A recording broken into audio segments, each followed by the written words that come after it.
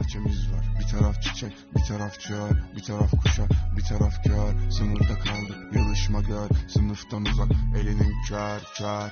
Suça karışır, bugün doğumundan bunun yarışı. Ahmak olmayan dostça kazanır ve zafer kanla yazılır. Kanla. Ol veba diye dua eder günde bin defa. Günde bin defa, fayda yok fena.